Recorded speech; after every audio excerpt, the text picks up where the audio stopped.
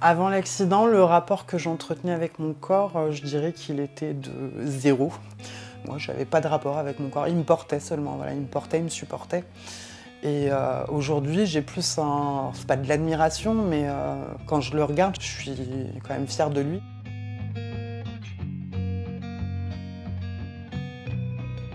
Aurélie Garcia, j'ai presque 42 ans. Je suis joueuse de volley assis en équipe de France. Je suis amputée fémorale.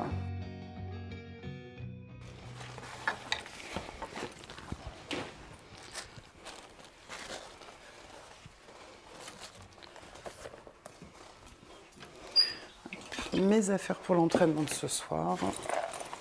Pour l'entraînement de volley assis à Lannion.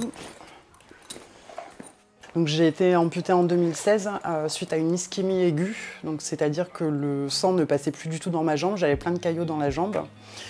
Et suite à ça, la jambe n'était malheureusement pas récupérable et la seule solution c'était de l'amputer pour pouvoir continuer à vivre. Alors ça a été très rapide pour devoir l'accepter parce que je suis rentrée à l'hôpital le 12 juillet et j'ai été amputée le 15 juillet, donc il y a eu très peu de temps pour se décider.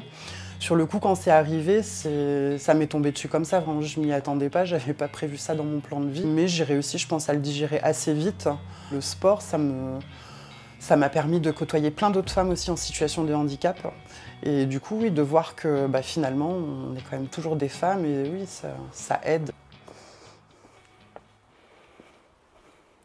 Donc là, on est à Lannion, à la salle de l'ASPTT. On va, comme tous les mardis soirs, à l'entraînement de volley assis. D'habitude, on est entre 8 et 10. Là, on sera un petit peu moins ce soir, parce que les vacances ont commencé déjà pour certains. Allez, on y va.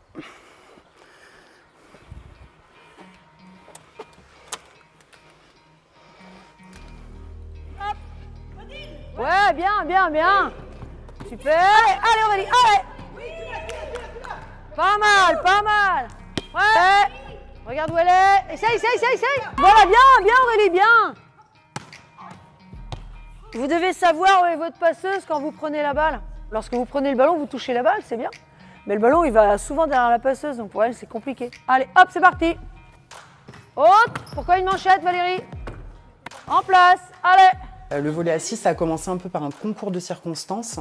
J'ai été contactée sur Facebook par la personne qui était chargée de développement à la fédération à ce moment-là. Il y avait déjà l'équipe masculine qui commençait à se monter et ils cherchaient donc en vue des Jeux paralympiques 2024 de monter également une équipe féminine. Je ne connaissais pas du tout le volley assis et du coup on m'a dit qu'il y avait un club à Lannion. J'ai été faire un essai en mai 2019. Rapidement après, en juin 2019, j'ai fait le premier stage équipe de France. J'ai accroché et puis c'était aussi un beau projet. C'était participer aux Jeux paralympiques, aller dans l'optique de participer à ça. C'est quelque chose que j'aurais jamais pensé possible dans ma vie. Là, c'était un an avant l'amputation. C'était l'été, juste l'année avant. Et là, c'est le jour de mes 35 ans.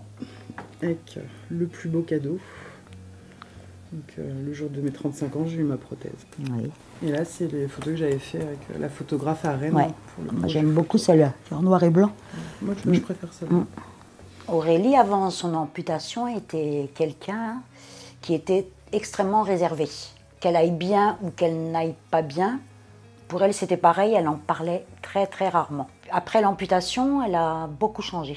Elle s'est beaucoup plus ouverte. Aujourd'hui, elle est beaucoup mieux dans sa peau. Avant l'accident, le rapport que j'entretenais avec mon corps, je dirais qu'il était de 0. Moi, je n'avais pas de rapport avec mon corps. Il me portait seulement, voilà, il me portait, il me supportait. Et aujourd'hui, j'ai plus c'est pas de l'admiration, mais quand je le regarde, je suis quand même fière de lui. Aujourd'hui, ma vie, elle est, je dirais, 1000 fois plus riche qu'avant. À la Aurélie d'avant, je lui dirais qu'elle a été un peu bête de pas s'aimer, de pas se supporter. Toute vie est bonne à être vécue, peu importe comment on est, il y a toujours quelque chose au final. Maintenant, je pense que dans n'importe quelle situation, on peut sortir du positif. Avant, j'avais plus tendance à voir le négatif, que maintenant j'arrive à n'importe quel truc me dire qu'il y a du positif.